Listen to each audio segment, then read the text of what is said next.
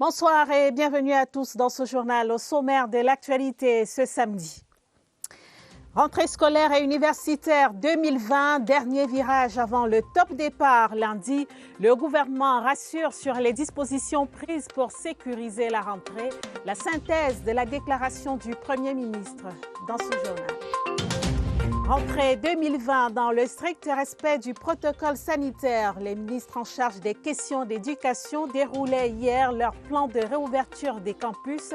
C'était au cours d'une conférence de presse conjointe au ministère de la Communication. Et puis carton rouge pour la ville de Douala. Le taux de contamination au Covid-19 augmente de manière fulgurante à cause des mauvais comportements des habitants.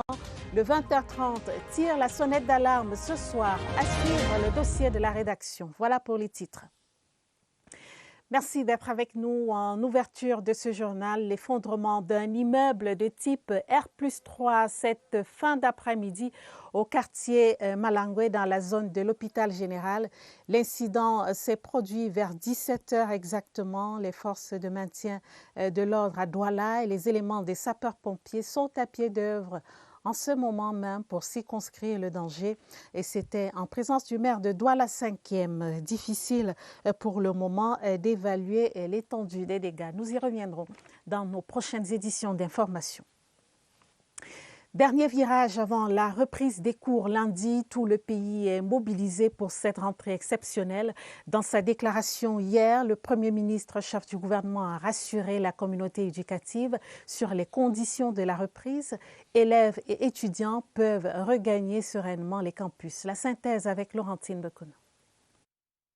Le contexte de la déclaration, les raisons de la reprise des classes en présentiel, le mode d'emploi et le code d'honneur qui doit encadrer ce grand moment de la vie de la nation sont autant d'éléments qui structurent la déclaration du Premier ministre chef du gouvernement Joseph Dione Ngouté. Le gouvernement a procédé à l'occasion du conseil de cabinet du jeudi 28 mai 2020 à la revue de la stratégie de riposte contre la pandémie du coronavirus au Cameroun.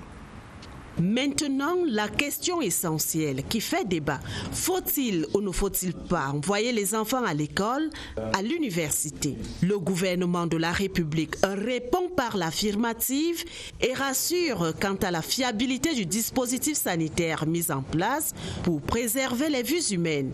Les ministres en charge du secteur éducatif ont rendu compte des préparatifs de la reprise des cours à la date du 1er juin 2020, tel que fixé par le président de la République. Des dispositifs ont été mis en place pour assurer la reprise des enseignements dès le 1er juin 2020. Pour des raisons pratiques d'efficacité, la prochaine rentrée scolaire et universitaire se fera pour les seules classes d'examen et selon le modus operandi, clairement expliqué par le Premier ministre chef du gouvernement. S'agissant de l'enseignement primaire, cette reprise concerne exclusivement les élèves de classe 6 pour le sous-système anglo-saxon et du cours moyen deuxième année pour le sous-système francophone. Concernant l'enseignement secondaire, la reprise des cours se fera de manière progressive, en commençant par les classes de Upper 6 et de terminale dès le 1er juin 2020. Puis suivront les élèves des autres classes d'examen, à savoir les premières et troisièmes pour le sous-système francophone et Form 5 pour le sous-système anglo-saxon. En ce qui concerne l'enseignement supérieur, la programmation des cours magistraux, des travaux dirigés et pratiques se fera suivant une flexibilité propre à chaque institution universitaire et dans le respect du calendrier académique réajusté. Aujourd'hui, plus que jamais, en cette période cruciale de la vie de la nation et de l'avenir des peuples, la solidarité, l'union sacrée doivent être de rigueur sur la question de la préservation de la vie humaine et de l'institution scolaire, universitaire et professionnelle. Et dans cet esprit de solidarité, les ministres en charge des questions d'éducation étaient réunis hier soir autour du ministre de la Communication, René Emmanuel Sadi. C'était dans le cadre d'une conférence de presse conjointe. Les ministres Jacques Famendongo, Nalova Lyonga et Laurent Serge Tunzingwa ont tour à tour édifié la presse sur les mesures prises chacun dans son secteur pour une rentrée sécurisée. Les détails avec Marlise et Noam Bargaou. Et universitaire 2019-2020 ne sera pas perdu au Cameroun. Tous les détails sur la reprise des cours dans les lycées, collèges et campus sont donnés au cours de cette conférence de presse. Le gouvernement de la République rassure la communauté éducative quant à la mobilisation efficiente et optimale en vue d'une reprise des classes sécurisées. Face aux hommes et femmes des médias, le porte-parole du gouvernement René Emmanuel Sadi, les professeurs, ministres d'État Jacques Famendongo de l'enseignement supérieur, Pauline Nalova Lyonga des enseignements secondaires et Laurent Serge Tunzingwa de l'éducation de base rassurent la communauté éducative nationale sur les dispositions prises pour préserver la santé des élèves, étudiants et enseignants. Les recteurs ont pris des dispositions pour que, en cas de suspicion relativement à la santé de tel ou tel étudiant, les centres médico-sociaux qui sont dans les universités puissent prendre en charge l'étudiant pour les soins de base. Je voudrais dire que nous avons effectivement depuis des semaines préparé ce moment à venir qui se situe au lundi prochain. S'il n'y a pas d'autres rebondissements. Le gouvernement, en prenant toutes ces mesures, joue son rôle, celui d'assurer un avenir meilleur aux jeunes Camerounais et aux parents maintenant de jouer le leur pour ne pas hypothéquer cet avenir. À 48 heures de la reprise, c'est le temps des derniers réglages dans les familles. Les premières leçons sont dispensées aux élèves qui reprennent les cours lundi. Les parents conseillent et enseignent aux enfants les notions de lavage des mains, de distanciation sociale et tous ces gestes barrières pour lutter contre la propagation du coronavirus. Les masques et gels hydroalcooliques font désormais partie des incontournables. Laurent Sokalia. Laver les mains avec de l'eau propre et du savon. Désormais, les uniformes aussi. S'il y a bien une chose qui effraie le coronavirus, c'est la propreté. Océane l'a bien compris et compte dessus pour dompter la pandémie et surtout son examen. Je n'ai pas peur parce que c'est mon examen qui compte et je vais respecter les mesures barrières, les règles d'hygiène. Elle peut aussi compter sur ses parents. Sa maman ne laisse aucun espace où le fer ne passe et ne repasse. Et encore, ils ont plus d'un tour dans leur sac. On a pris toutes les mesures pour qu'elle puisse aller à l'école sereinement, les cache-nez et les solutions hydroalcooliques comme ça. On leur a appris à rester d'abord sur place. Vous savez, lorsque les enfants ne partent plus à l'école, ils sont tentés d'aller chez leurs amis dans tout le quartier. Le français et l'anglais ne suffisent plus pour donner des leçons d'hygiène à l'écolière. C'est en usant de la langue maternelle que Clémentine rappelle à sa fille que toute sa grande famille tient à sa santé. Marie, viens t'asseoir ici. Elle doit éviter de trop parler avec les amis. Maman m'a appris qu'on ne doit pas se coller avec d'autres personnes. Se laver les mains régulièrement. Porter le cache-nez pour éviter les infections. Et ça vaut pour tous ces jeunes apprenants qui s'en vont nourrir leur savoir en toute conscience. Les parents d'élèves dans la région du Sud, dans l'Arène également, pour renforcer la protection de leurs enfants, conseillent à travers des exemples pratiques sur le respect des mesures de distanciation sociale, de lavage régulier des mains ou encore du port du masque sont donnés aux élèves. Allons vivre l'ambiance dans les familles là-bas à quelques heures de la reprise. C'est un reportage de Georges Di de CRTV Sud. À quelques heures d'une rentrée des classes inédites, les ultimes détails. Il faut gonfler à bloc le moral de la petite Blanche Idjissa du cours moyen deuxième année, la seule à reprendre le chemin de l'école dans la famille Nangélé. La pression monte et la fillette de 10 ans répète sans cesse sa conduite à tenir pour ne pas choper le virus. Rester 1 mètre des autres personnes, laver régulièrement les mains et tousser dans son coude, éteigner dans son coude ou éternuer dans un mouchoir propre et aller le jeter. Les parents, malgré les petites craintes pour le bien de leur enfant, font confiance au gouvernement. À la rentrée, il faut que moi, en tant que son parent, je vais l'accompagner à l'école pour aller me rassurer si, effectivement, ils vont prendre ses enfants en charge. Plus de sérénité dans la famille Sengue. La trêve scolaire a été plus que bénéfique. C'est une rentrée particulière, mais maintenant nous faisons confiance au gouvernement parce qu'ils sont là pour nous aider, ils sont là pour nous orienter. Les parents, les élèves, maillons essentiels de la chaîne éducative, comptent alors jouer plus que jamais leur partition pour une rentrée scolaire sans fausse note dans le Sud. Retour en douceur dans les agences de voyage. Ce samedi, les élèves et étudiants ayant fui l'ennui et le coronavirus regagnent la capitale. Les compagnies de transport interurbain ont mis en place des dispositifs visant à réguler le nombre de passagers dans le cadre de la distanciation sociale. Voyons ce reportage de Gaëtan Tianga.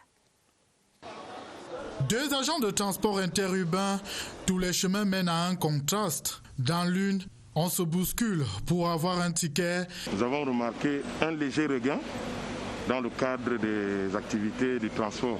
Dans l'autre, les bus sont cloués au sol et les bagagistes se retournent les pouces. Les affaires n'ont pas repris. C'est simplement les dispositions de la rentrée scolaire qu'on est en train de constater. Seul point commun, le respect des règles barrières est de mise.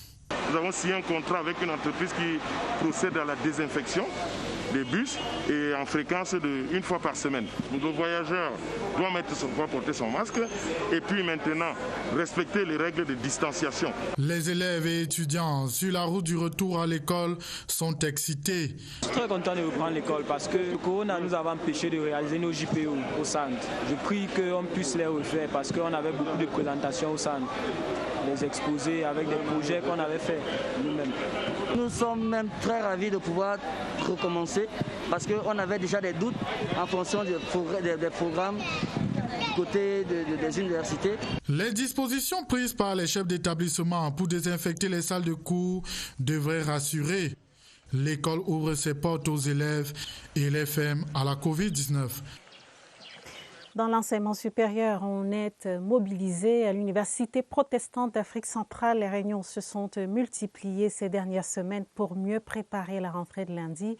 Objectif, mettre en place un meilleur dispositif des mesures barrières pour une reprise des cours sécurisés. Écoutons à ce propos le recteur de cette institution, le professeur Bouba Mbima, est au micro de la CRTV. Pour la rentrée de 1er juin, selon les mesures gouvernementales. Ce matin, nous avons eu une grande rencontre avec tous les chefs d'établissement pour qu'ils nous disent à quel niveau ils sont pour le 1er juin et mesures pratiques, par exemple acheter les seaux pour laver les mains à l'entrée. 5 seaux seront placés à l'entrée, des savons, 2 thermoflash qui seront là et bien sûr pas pour effrayer et que les masques seront obligatoires, les visites seront interdites à tous ceux qui ne travaillent pas ici à l'UPAC. La riposte qui s'organise à quelques heures de la reprise des cours, les 10 délégués régionaux des enseignements secondaires ont reçu des gels hydroalcooliques et des masques de protection pour barrer la route Covid-19, fruit de la solidarité gouvernementale entre le ministère de la Recherche scientifique et celui des enseignements secondaires. Des précisions dans ce reportage de Patrick Archange Cana du CRTV Centre. 100 gels hydroalcooliques, 300 masques. C'est le package remis à chacun des délégués régionaux du ministère des enseignements secondaires, d'où l'expression de joie des concernés. Je vais vous dire merci et vous rassurer que ce don arrivera bel et bien à bon port et sera utilisé à bon escient.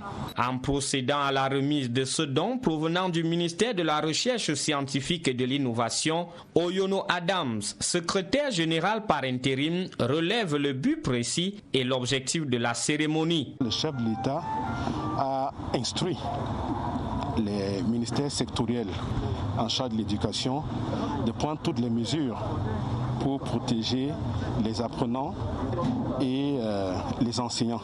Il a été instruit de manière ferme que les systèmes puissent fournir à nos enseignants et à nos élèves des gels hydroalcooliques et des masques. Pour finir, instruction a été donnée aux responsables en charge des enseignements secondaires des 10 régions du Cameroun, repartis avec le ferme engagement d'assurer santé, sécurité et sérénité dès lundi prochain, jour dit d'une reprise des classes sans Covid-19.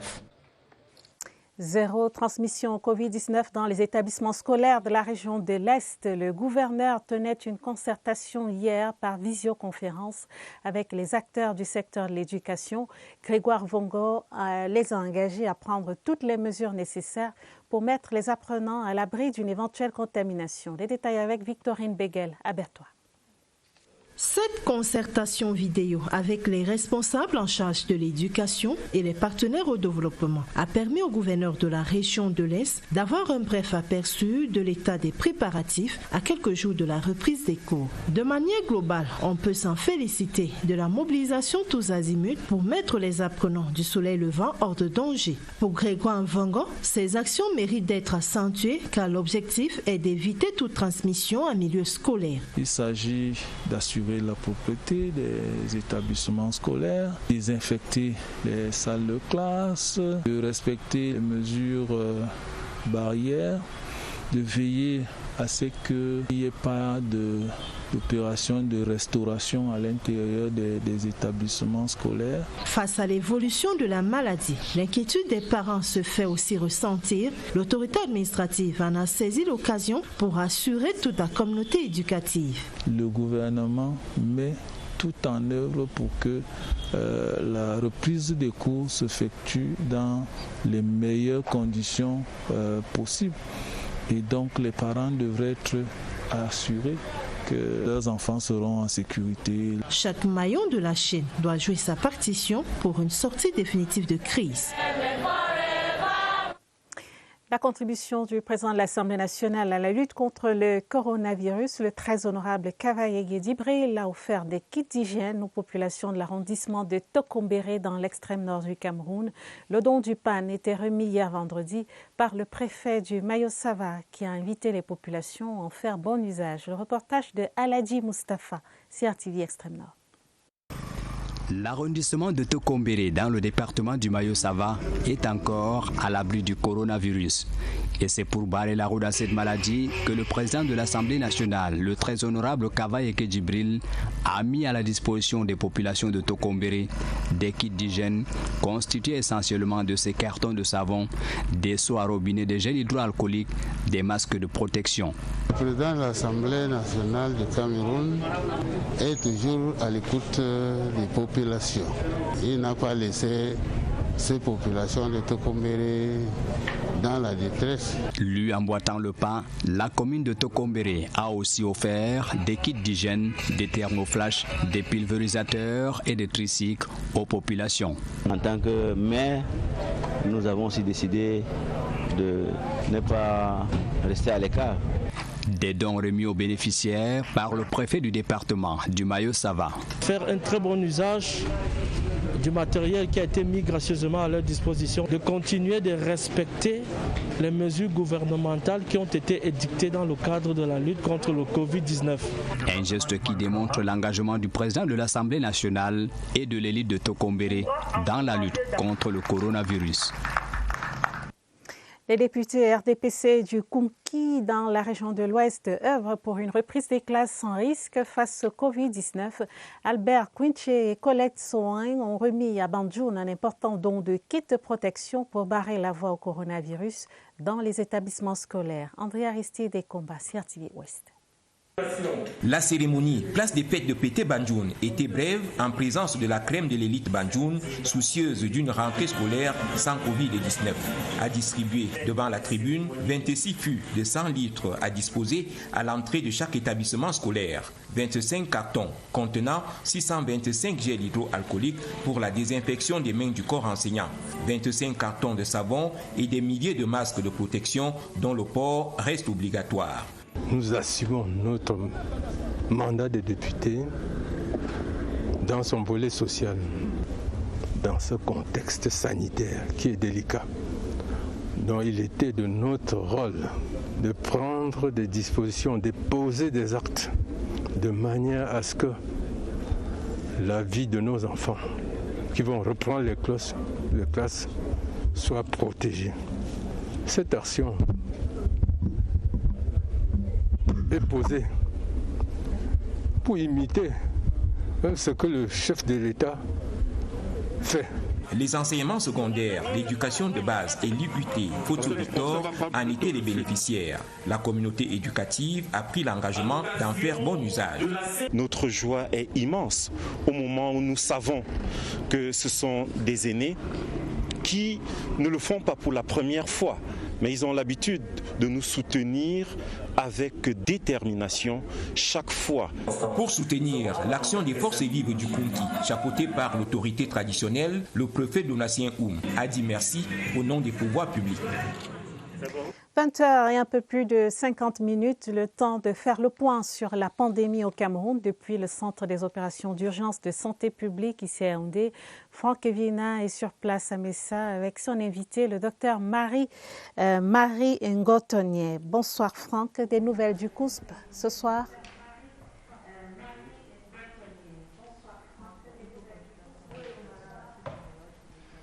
Bonsoir Karine Olive Yabit, bienvenue ici au Centre des opérations des urgences de santé publique, le QG de la lutte contre le coronavirus. Nous sommes effectivement ici au quartier Messa. Il y a eu 127 nouvelles guérisons déclarées ce samedi. Malheureusement, 245 nouvelles infections et il faut s'attendre à cela parce que la courbe épidémiologique est toujours dans sa phase ascendante au Cameroun. Et plus déplorable encore ce samedi, 6 décès des suites de Covid-19 enregistrés ces dernières 24 heures. Avec notre invité ce soir, nous allons parler de ceux-là qui sont aux avant-postes, en première ligne dans cette bataille contre le coronavirus, les médecins, les infirmiers, les aides-soignants, les ambulanciers, ou si vous voulez aussi les hygiénistes, bref, le personnel soignant très souvent exposé au moment où il tente de sauver des vies. Docteur Marie Maïla Dieu, bonsoir. Bonsoir, monsieur Evina. Vous êtes médecin épidémiologiste et chef de l'unité santé et sécurité du personnel dans cette riposte contre le coronavirus. On a souvent enregistré des cas de contamination au sein du personnel soignant, dont vos collègues, certains médecins. Comment comprendre cela? Risque du travail ou tout simplement faille dans le dispositif de protection du corps médical? Oui, nous enregistrons effectivement les cas de contamination de personnel soignant dans notre dispositif. Mais il faut comprendre qu'ici, c'est juste un risque dans le travail. Ce n'est pas une faille dans la protection, parce que vous êtes sans ignorer que le nombre de personnes infectées par le coronavirus est sans cesse croissant. Et ces personnes font retour à nos formations sanitaires pour une prise en charge. Et lorsque ces personnes vont dans les formations sanitaires, certaines d'entre elles ne respectent pas les mesures barrières et exposent ainsi le personnel soignant au coronavirus. Ainsi, ce personnel se voit infecté par le Covid-19. C'est pour cela que nous demandons au personnel, à toute personne qui va dans une formation sanitaire, dans une pharmacie ou dans un dispensaire, de respecter les mesures barrières pour protéger le personnel soignant, mais aussi pour rompre la chaîne de contamination du coronavirus. Docteur Maïla, lorsqu'un personnel soignant est infecté, lorsqu'un personnel soignant contracte le virus, comment il se fait soigner? Il se fait soigner comme tous les autres patients Covid+? Oui, le personnel soignant qui est infecté au coronavirus se fait soigner comme tout le monde, mais avec des particularités. La première, il s'agit de l'hospitalisation. Il y a les bâtiments d'hospitalisation ou les salles de prise en charge qui sont réservées pour ce personnel soignant. Il y a les sites de prélèvement. Il y a un site de prélèvement dédié au personnel soignant, à savoir le site de Djungolo. C'est réservé uniquement pour le personnel soignant. Maintenant, s'agissant de la prise en charge de ce personnel soignant, la prise en charge est comme pour tout le monde, mais elle est plus accentuée sur la prise en charge psychologique, parce que ici, le personnel soignant est victime de stigmatisation et il faut renforcer les secours psychologiques de ce personnel pour faire face à cette stigmatisation. Et enfin, le gouvernement met un point d'honneur l'honneur sur la protection et la prise en charge du personnel soignant, à savoir le renforcement des capacités, l'acquisition continue des équipements de protection individuelle et la réinsertion professionnelle après la maladie de ces personnels-là. Docteur, comment on comble le vide laissé par un personnel soignant, un médecin, un infirmier qui serait infecté par le virus? Est-ce qu'il y a assez de réserves pour combler les vides? Parler de réserve, c'est trop dit, mais nous avons un mécanisme qui comble, qui est là pour utiliser le maximum de ressources humaines pour pouvoir prendre en charge ce personnel. Merci à vous, docteur Marie Maïla II. Je vous rappelle que vous êtes médecin épidémiologiste et chef de l'unité santé et sécurité du personnel dans cette riposte contre le coronavirus. Karine Olive Yabit, en vous retournant l'antenne là-bas en Baladeux, nous vous rappelons les chiffres du jour sur la pandémie. 127 personnes déclarées guéries ce samedi au Cameroun, 245 nouvelles infections et plus déplorable encore, 6 décès enregistrés ce samedi. À vous, Baladeux. Merci beaucoup, Franck Evina. Merci également à votre invité, le docteur Marie Maïla II, médecin épidémiologiste, chef de l'unité santé et sécurité du personnel au Centre des opérations d'urgence de santé publique, ici à Yaoundé. Pour une rentrée sereine, ce 1er juin à Garoua dans le Nord, le sénateur Pierrette Ayatou a remis des kits anti-Covid-19 aux établissements primaires, secondaires et universitaires de la ville. Les dons ont été remis par le maire de Garoua en présence du préfet de la Benoué. Le reportage de Ousmane Sanda à Garoua. Les établissements scolaires et les campus universitaires de Garoua ne doivent pas être un refuge pour le Covid-19. À la veille de la rentrée scolaire, ces établissements ont reçu 246 seaux à robinet et 78 cartons de savon pour être à l'abri du coronavirus. Ce geste de cœur du sénateur Hayatou Aïcha Pierrette rentre en droite ligne de la stratégie gouvernementale de lutte contre cette pandémie. Je pense d'une de nos élites à l'appel du gouvernement. Celui de faire barrière au coronavirus. Nous alignons derrière la politique du gouvernement qui est traduite en acte par les différents élus légitimement institués pour que la reprise des cours d'ici le 1er juin se passe, n'est-ce pas, sans obstacle. Dans cette lutte contre cette crise sanitaire, les lieux de culte n'ont pas été oubliés. Les mototaximens qui généralement assurent le transport des élèves et étudiants ont quant à eux bénéficié de 3000 masques. Pour le représentant du préfet de la Benoué, ce don du sénateur Hayatou Aïcha Pierrette doit faire tache d'huile. Nous appelons aussi toutes les autres élites de notre département d'emboîter le pas. Et aux bénéficiaires, l'autorité administrative leur demande de faire bon usage du don anti-Covid 2019 pour une reprise de cours sereine le 1er juin 2020. Et dans ce contexte de reprise des cours au Cameroun, ces nouvelles pas du tout rassurantes qui nous parviennent de Douala. Sur 5642 personnes testées, 1431 cas sont déclarés positifs, avec 71 décès, une moyenne de 25%. Les autorités locales tirent la sonnette d'alarme. La pandémie progresse de manière fulgurante, avec des pics de contamination observés à certains endroits. Faisons le point avec Aboubakar Abou à Douala. Des attroupements monstres, des visages sans masque. C'est la nouvelle réalité à Douala.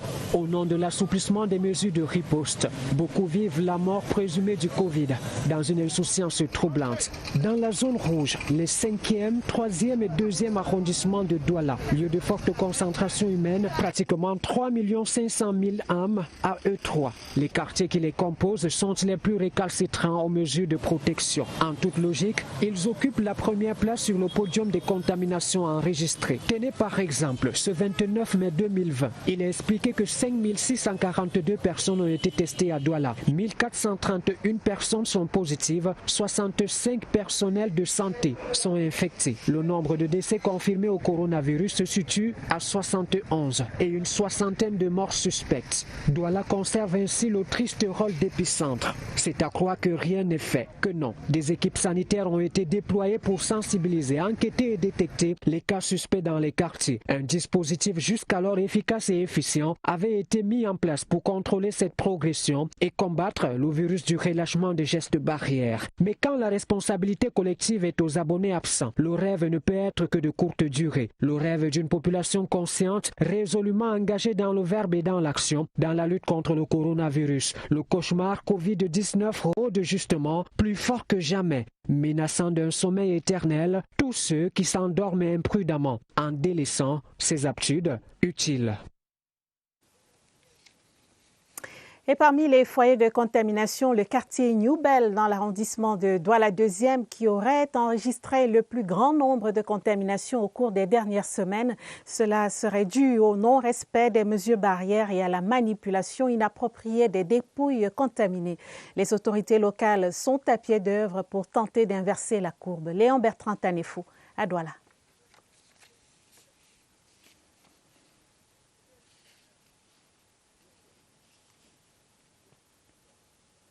Dans quelques instants, donc, ce reportage de Léon Bertrand Tanefo qui nous parle donc de ces contaminations enregistrées au quartier New Bell à Douala.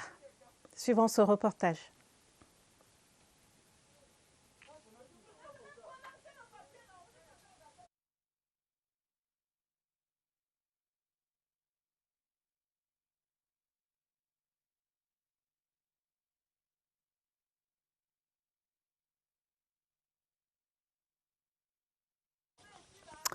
On va aller à la rencontre du docteur Jérémy Solé, épidémiologiste. Il est le point focal du plan de riposte de la ville de Douala. Et dans cet entretien avec notre reporter Olivier Kingemoli, il analyse ces statistiques alarmantes de Douala et appelle au respect des mesures barrières pour endiguer la propagation du virus. Écoutons. Le docteur Jérémy Solé, dans le cadre de ce journal de 20h30. Docteur Jérémy Solé, bonsoir. Bonsoir. Merci d'être sur la CRTV. Dites-nous tout de go, fait-il bon de vivre à Douala aujourd'hui par ces temps de Covid-19? Il faut vivre. Ce n'est pas parce qu'il y a le Covid qu'on va cesser de vivre et affronter ce mauvais vent dans le cadre global. Chacun dans sa responsabilité pour que l'ensemble s'en sorte. Votre sourire ne trahit pas une réalité qui est inquiétante pour la ville de Douala? Non, disons que la réalité est inquiétante pour le monde entier. Pas plus spécialement pour la ville de Douala que dans le monde. Venons-en à la réalité à Douala même. Oui. Elle se présente comment? Bon, disons qu'à Douala, comme dans tout le Cameroun, la maladie est, vous connaissez l'histoire. Elle nous est venue par nos compatriotes et les visiteurs qui nous ont visités venant de l'Occident. Nous les avons confinés. Nous avons fait ce qu'on a pu et à cause parfois de notre indiscipline, certains d'entre nous ont cru devoir user de quelques privilèges pour sortir du confinement, aller dans les familles. Vous m'avez parlé des statistiques, plus de 5000 tests, plus de 1000 positifs. Oui, c'est tout à fait normal parce que d'ailleurs, les gens qu'on a testés, c'est des gens qui sentent quelque chose et qui vont vers le centre de traitement. Donc forcément, parmi eux, il y aura beaucoup de positifs. Alors, pour une population de Douala qui avoisine les 4 millions d'habitants, quel est le pourcentage de personnes testées qui va renseigner véritablement sur l'ampleur de la gravité?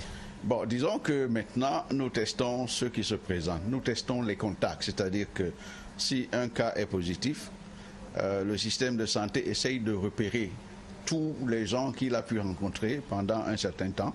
Et on teste pour savoir quelle est la probabilité ou bien quelle est la probabilité qu'il a eu de contaminer les autres. Donc ces statistiques-là reflètent plutôt des gens qui sont à risque, si vous voulez, parce que je me sens mal, je vais, parce que j'ai été en contact avec quelqu'un qui est positif, alors on me teste. Et c'est tout à fait normal que parmi eux, le taux de positivité soit élevé. Alors, vous êtes notamment le responsable de la riposte au Covid 2019 au niveau de la communauté urbaine de Douala. Est-ce que les actions qui sont menées dans cette perspective-là sont suffisantes en rapport à la population de Douala? Aucune action n'est jamais suffisante. C'est-à-dire que dans ce genre de guerre, c'est la synergie de toutes les actions, des plus petites comme les plus grandes. D'abord, il faut savoir que la ville de Douala, c'est une mairie de la ville et 6 mairies d'arrondissement. Le plan d'action qui a été élaboré est un plan concerté, c'est un plan commun qui a donc en concertation avec l'axe opérationnel fort qui est la mairie d'arrondissement. L'objectif de ce plan d'action est simple. Premièrement, il faut casser la chaîne de transmission de la maladie. Deuxièmement, faire en sorte que économiquement la ville survive. Voilà les 2 axes. Alors pour casser la chaîne de transmission, il faut faire les dépistages massifs. Entre autres. Ou alors il faut sensibiliser davantage. Est-ce que tout ça ne vient pas en retard? On est à 3 mois de l'apparition de la maladie à Douala. Non, c'est que, de toute façon, peut-être que les agents de santé n'ont pas l'habitude de faire du bruit. C'est pour ça que, parce que notre métier est un métier où on doit s'engager. Mais nous sommes au front, avant même que les mesures barrières, avant qu'on ne ferme les frontières, les personnels de santé sont au front. D'ailleurs, vous savez le tribut qu'ils ont payé. Maintenant aussi, regardez dans la mairie, regardez la mobilisation des mairies d'arrondissement. Personne n'en a parlé, mais ils sont sur le terrain tous les jours. Lorsqu'on est en présence des statistiques qui ont découlé de la réunion d'évaluation à la communauté urbaine de Douala, c'est pour faire quoi? C'est pour sensibiliser davantage les populations, d'observer les mesures barrières, ou c'est pour faire peur aux populations? Non, d'abord, les statistiques nous permettent de voir l'évolution de la maladie. C'est la moindre des choses. De toute façon, on ne peut pas aller dans un combat en épidémiologie sans connaître les statistiques. Il faut connaître les statistiques qui vous permettent de calculer la vitesse de propagation de la maladie, qui nous permet de calculer le taux d'attaque, le taux de mortalité, le taux de morbidité, combien deviennent malades. Et maintenant, c'est aussi un problème de mapping pour savoir sur le terrain où sont présentés les cas, où ça se concentre, où sont les épicentres. C'est cet ensemble de choses qui nous permettent de prendre des décisions. Et donc, lorsqu'on se réunit en réunion de concertation, il est bon que les maires aient la réalité des choses, les statistiques. Et les statistiques ne sont pas pour faire peur, c'est dire la réalité. Ils ne sont pas encore catastrophiques, mais la tendance est à la hausse. Ça, c'est le spécialiste qui parle, mais pour le néophyte que je suis et que la population est, il a en face de lui la date du 1er juin, qui lui fait peur quand même. Que le risque d'envoyer nos enfants à l'école est un risque qui vaut la peine parce que les bénéfices sont plus grands. Les mesures barrières vont être strictement appliquées. Docteur Jérémy Solé, merci d'être intervenu sur la CRTV. C'est moi qui vous remercie. Le docteur Jérémy Solé, épidémiologiste, donc invité du 20h30, reçu à Douala par Olivier Kingemoli. Reprise des cours en toute sérénité dans le nord-ouest du Cameroun. Le maire de la ville de Bamenda s'est rendu dans les établissements pour une opération de désinfection. Il était assisté dans cette mission par le Corps national des sapeurs-pompiers. Paul Achobon-Tambeng a aussi instruit au chef d'établissement le plein respect des mesures barrières. Emmanuel Koluku de CRTV Nord-Ouest. Lycée bilingue de Bamenda au quartier Tamoulon, l'équipe de sapeurs-pompiers est en place pour un nettoyage hygiénique à base du chlore. La cour de récréation, les murs de clôture et les salles de cours sont pulvérisés. À l'entrée de chaque classe, la liste des élèves est déjà affichée. Pas plus de 25 par salle. Les messages de sensibilisation sont collés sur les bâtiments. Le proviseur reçoit des kits hygiéniques des mains du maire de la commune de Bamenda 2. 2 seaux, savon, sanitizer et les masques qu'il faut partager pour les élèves. Tous les maires, avec des instructions de chef d'État, on a une instruction pour nous pour descendre, pour désinfecter tout notre établissement. L'opération se poursuit au lycée bilingue de Downtown avec la même vigueur. Une satisfaction du chef d'établissement. On a déjà arrangé les tables bancs, on a déjà numéroté les salles. Donc, avec les listes des élèves qui doivent être dans chaque salle. Les établissements privés sont aussi concernés à l'image de la Progressive Comprehensive High School Bamenda, où l'internat et les bâtiments sont désinfectés. C'est très très important. Ce qu'on fait ici, ça nous garantit, ça nous donne cette assurance. Après les établissements secondaires, les écoles primaires sont nettoyées à leur tour. À l'issue de cette opération de désinfection, tout est fin prêt pour une rentrée scolaire sans Covid-19 dans la commune de Bamenda 2. Ici à Yaoundé, dans l'arrondissement de Yaoundé 7, les établissements scolaires sont prêts à accueillir eux aussi les élèves et étudiants lundi. Les salles de classe et de réunion ont été désinfectées et des kits anti-Covid-19 remis aux différents responsables. C'est une initiative de la mairie de Yaoundé 7e. Le reportage de Clovis Tchamabou de CRTV Centre. 100 gels hydroalcooliques, 300 masques. C'est le package remis à chacun des délégués régionaux du ministère des enseignements secondaires, d'où l'expression de joie des concernés. Je vais vous dire merci et vous rassurer que ce don arrivera bien, bel et bien à bon port et sera utilisé à bon escient. Merci à Madame le ministre des enseignements secondaires qui, par ce don de masques, de gel, n'est-ce pas, vient booster tout ce qui a été fait jusque-là. En procédant à la remise de ce don provenant du ministère de la Recherche scientifique et de l'Innovation, Oyono Adams, secrétaire général par intérim, relève le but précis et l'objectif de la cérémonie. Le chef de l'État a instruit les ministères sectoriels en charge de l'éducation de prendre toutes les mesures pour protéger les apprenants et les enseignants.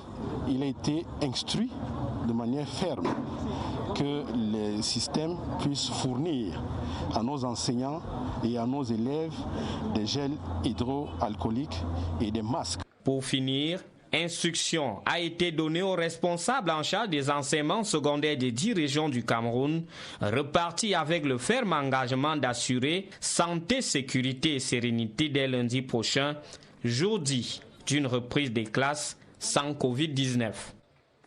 L'agence Easy Group, initiatrice du projet Tous Bâtisseurs, a distribué ce samedi des masques aux usagers de la Poste Centrale. L'initiative du directeur général de cette agence, Jesse Carlton Apindongo, vise à encourager les Camerounais à utiliser ce kit de protection pour barrer la voie au virus. Le reportage de Christelle Fouda. Des masques à profusion pour les taximens, call-boxeurs, vendeurs ambulants, enfants de la rue et autres habitués de la Poste Centrale à Yaoundé, c'est la contribution de l'agence Easy Group dans la lutte contre la pandémie Covid-19. Avec l'allègement des mesures restrictives, à un moment, on nous avait demandé de rester à la maison. Aujourd'hui, on nous demande de sortir. Alors, s'il faut qu'on sorte, nous avons pensé que les gens restent en santé. C'est une initiative qui a déjà été prise à Douala la semaine dernière. Loin de l'événementiel, son traditionnel champ d'action, Easy Group, à travers le mouvement citoyen Tous Bâtisseurs, s'est joint à la cause nationale au bénéfice des couches vulnérables. Le geste de cœur vraiment est alloué. Ce que j'avais là est déjà épuisé. Et ce matin, il n'y a pas affluence, pourquoi je n'ai pas porté. Et subitement, vous arrivez. Dieu vous bénisse. Rendez-vous a été pris pour un autre lieu à forte concentration humaine. Distributions qui vont se poursuivre tant que la pandémie perdure. L'exécutif municipal et les élites de l'arrondissement d'Ayos se mobilisent pour garantir une rentrée sereine dans les établissements scolaires. Ils ont procédé ce samedi à la désinfection des salles de classe et offert par la même occasion des kits anti-Covid-19 aux responsables des établissements primaires, secondaires et professionnels de la localité. Alvin Gizelzé. Cette opération qui bénéficie à des milliers d'élèves de l'arrondissement de Ayos vise à leur assurer un retour à l'école en toute quiétude ainsi qu'au personnel d'encadrement. Si aucun cas de décès n'a été enregistré jusqu'ici à Ayos, l'exécutif communal invite néanmoins les populations à plus de vigilance et au strict respect des mesures barrières. Au niveau d'Ayos, l'assurance est totale parce qu'au quotidien, nous posons les actes pour prévenir la pandémie. Donc la prévention au niveau de la commune d'Ayos est la règle d'or. Et comme nous connaissons, prévenir vaut mieux que guérir. Les pédagogues vont juste appliquer sur le terrain en veillant pour que les élèves puissent respecter les mesures gouvernementales. Cet appel a été entendu par les différents responsables de tous les ordres d'enseignement, primaire, secondaire et professionnel. Avec l'apport de tout ce qu'ils ont apporté là, ça va nous aider à bien encadrer nos élèves pour la vigilance de cette maladie. Ce don vient à point nommé, étant donné que nous reprenons les cours bientôt. Nous allons l'utiliser à bon usage. Le don remis est composé de seaux, du savon et des masques de protection. À Ayos, le besoin est réel et ce geste répond aux activités du plan communal de riposte contre le coronavirus. Dans l'actualité également, l'exécutif municipal de la communauté de la commune de Bafia est installé pareil pour relever les défis du développement local et celui de la lutte contre le coronavirus. L'équipe conduite par le maire Marthe Zinchem Abodio a reçu ses attributs des mains du préfet du Mbamenoubou. Cette cérémonie était suivie de l'adoption des comptes administratifs et de gestion de cette commune. Michel Renaud-Rwanda. Les défis en faveur du développement de Bafia, une commune qui vient d'examiner et d'adopter son compte administratif et de gestion pour l'exercice 2019, évalué à près de 760 millions de francs CFA. Les travaux à laquelle prenait part le numéro 1 du Mbamenoubou ont également donné l'occasion au maire Marthe Zinchem Abodio de revisiter le plan de développement de la municipalité. Les principaux projets que nous avons pour notre commune, il y a des projets de société, de développement et des projets générateurs de revenus. Le maire, ses adjoints et les conseillers municipaux ont reçu leurs attributs au cours de cette session. Je demande à tous les conseillers municipaux de travailler en synergie avec l'exécutif municipal pour réaliser tous les projets de mission qu'eux-mêmes ils ont assignés, que les populations les ont confiés pour améliorer leurs conditions de vie. En outre, les efforts du chef de l'exécutif dans la prévention du Covid-19 ont été salués à juste titre. Dans la suite du journal, ce communiqué radio-presse de la division de la communication du ministère de la Défense. Le chef de division de la communication du ministère de la Défense communique. Le jeudi 28 mai 2020 est apparu sur la blogosphère une vidéo virale d'un reportage commis par une chaîne de télévision togolaise traitant d'une opération de la police judiciaire de ce pays ayant permis l'arrestation de 5 ressortissants camerounais soupçonnés de possession illégale d'armes et de tentative de vol à main armée. Interpellés le mercredi 20 mai 2020, les 5 présumés braqueurs, à savoir Tanga Mogo Clément Didier, alias Tony, 32 ans, le cerveau de la bande, Amadjoba Aboubakar dit Ibrahim, 31 ans, Kameni Kevin, 23 ans, ainsi que les sergents Oumarou Abdou Fadil, 32 ans, et Eunjo Ele Serge Hubert, alias Tokyo, 31 ans, auraient essayé, en se servant d'une arme à feu, d'arracher un véhicule de grosse cylindrée à bord duquel se trouvait un homme d'affaires togolais en vue de satisfaire une obscure commande. Le reportage précise que des 5 présumés malfrats aux arrêts, les nommés Eunjo et les Serge Hubert alias Tokyo et Oumarou Abdou Fadil seraient des sous-officiers des forces de défense camerounaises. Il explique aussi que la perquisition du domicile des 5 présumés bandits à Lomé a permis la saisie de 2 pistolets automatiques, dont un de marque Tokarev avec son chargeur garni de 6 cartouches. Cette arme proviendrait, selon les déclarations des mises en cause, d'un certain Essimbi Francis, soldat servant comme magasinier d'armes à la brigade du quartier général de Yaoundé. Des premières investigations menées par les services compétents du ministère de la Défense, il ressort que les 3 militaires en délicatesse notoire avec le service des présumés et présumés avoir contribué ou directement participé aux actes incriminés sont déjà clairement identifiés, à savoir le soldat de première classe Essimbi Francis, matricule T15-24-250, précédemment en service à la brigade du quartier général.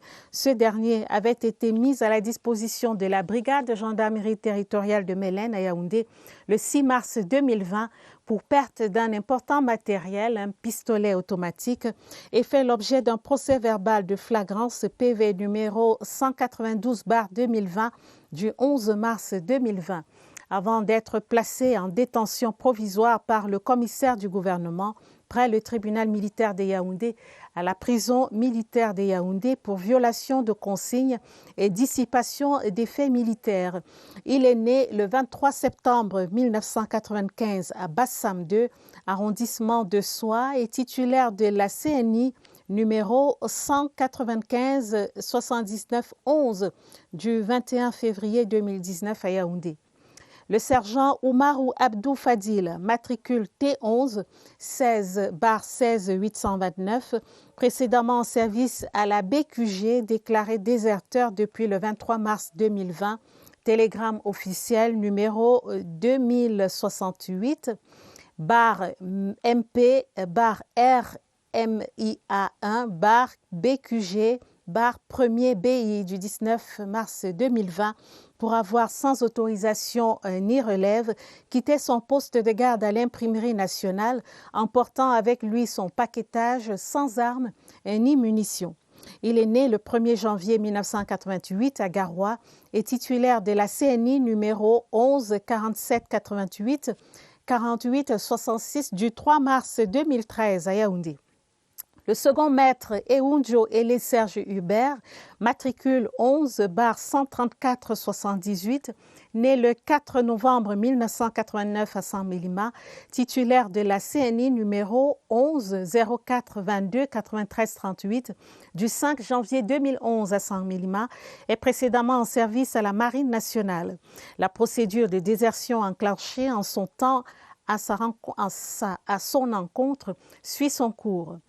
Par ailleurs, les investigations ont permis d'établir que le présumé chef de gang, le nommé Tanga Mogo Clément Didier alias Tony, né le 19 septembre 1988 à Yaoundé, est détenteur de la CNI numéro 110 72 47 21, délivré le 29 septembre 2010 à Yaoundé, serait un dangereux repris de justice, multirécidiviste, plusieurs fois condamné à des peines de prison ferme et actuellement recherché par la direction de la police judiciaire à Yaoundé, qui a enregistré plusieurs plaintes des citoyens abusés par ce dernier. Il convient de préciser que pour ce qui est des militaires, que les procédures réglementaires disciplinaires et administratives prévues par les textes en vigueur dans les forces de défense ont toutes été enclenchées dans les délais prescrits. Les enquêtes sécuritaires et judiciaires du reste déjà ouvertes et conduites par la division de la sécurité militaire et la Légion de gendarmerie du centre permettront de préciser tous les contours de ces graves agissements. Le ministère de la Défense décline sa responsabilité pour les forfaits de ces hommes en rupture des liens organiques avec lui et complètement détachable du service. C'est un communiqué signé du capitaine de frégate Atonfak Gemo, chef de la division de la communication au ministère de la Défense. Et sur ce communiqué, nous mettons fin à ce journal préparé avec la collaboration de Barbara Padjama et Mirabel Tala. Prochain rendez-vous avec l'information à minuit. Vous serez en compagnie de Georges Marcel Messila et Gilberto Ongene. Retrouvons-nous demain lorsqu'il sera 20h30. Très bonne soirée à tous. Prenez soin de vous.